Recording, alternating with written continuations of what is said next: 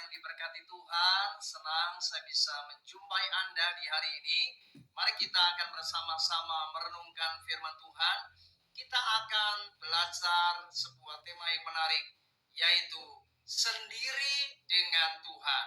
Surat Kolose pasal 3 ayat yang ketiga berkata, sebab kamu telah mati dan hidupmu tersembunyi bersama dengan Kristus di dalam Allah. Bapak Ibu yang saya kasihi, mengikut Tuhan itu bukan hal yang mudah. Ada kalanya kita harus siap dengan apa yang namanya kesendirian. Di dalam dunia pelayanan, seorang yang bernama Oswald Chambers pernah berkata, seorang pelayan Tuhan harus berani menghadapi apa yang namanya kesendirian tanpa ia harus merasa sendirian. Saudara, memang pada awal kita mengikut Tuhan, semuanya tampaknya aman dan nyaman. Tapi berjalannya waktu, kekecewaan demi kekecewaan mulai datang. Dan orang-orang yang pada awalnya mereka bagaikan terang dalam hidup kita, terang itu lama-kelamaan akan meredup. Orang-orang yang pada awalnya berpihak kepada hidup kita, lama-kelamaan mereka mulai berpaling dan meninggalkan kita. Saudara, inilah kehidupan. Kita harus siap menghadapi fakta dan kita harus siap dengan apa yang namanya yaitu menyesuaikan diri dengan keadaan yang terjadi. Oleh sebab itu, Rasul Paulus bukanlah orang yang ketika ia menghadapi berbagai macam perubahan, tantangan, halang rintangan yang ia hadapi, ia menjadi orang-orang yang kemudian tawar hati dan merasa putus asa. Paulus adalah orang yang tetap membangun imannya di dalam terang Kristus. Ia tidak membangun iman di dalam terang yang hanya bersifat sementara. Terang itu akan redup. Tetapi kalau kita hidup di dalam iman, di dalam terang Kristus, maka kita akan tetap merasa kuat. Sudah perhatikan di dalam 2 Timotius pasal yang keempat ayat 17, firman Tuhan berkata, tetapi Tuhan telah mendampingi aku dan menguatkan aku, supaya dengan perantaranku Injil diberitakan dengan sepenuhnya, dan semua orang bukan Yahudi mendengarkannya. Dengan demikian aku terlepas dari mulut singa.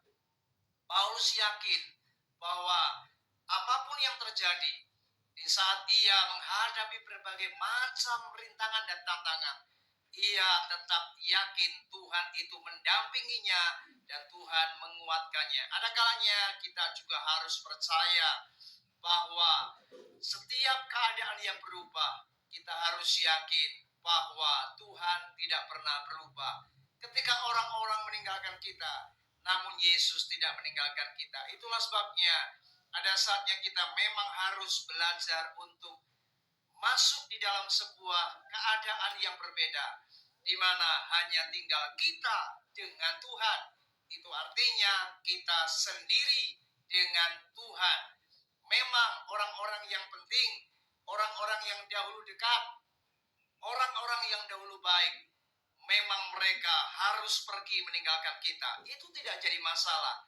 Dan memang ini harus terjadi. Hidup ini tidak bisa diprediksi. Ketika keadaan berubah, situasi berbeda, kita harus dapat menyesuaikan diri. Dan percayalah, ketika engkau sendiri dengan Tuhan, engkau tidak akan pernah menjadi orang-orang yang lemah, tetapi engkau tetap menjadi orang-orang yang kuat. Karena memang hidup kita dibangun oleh iman kepada Yesus Kristus.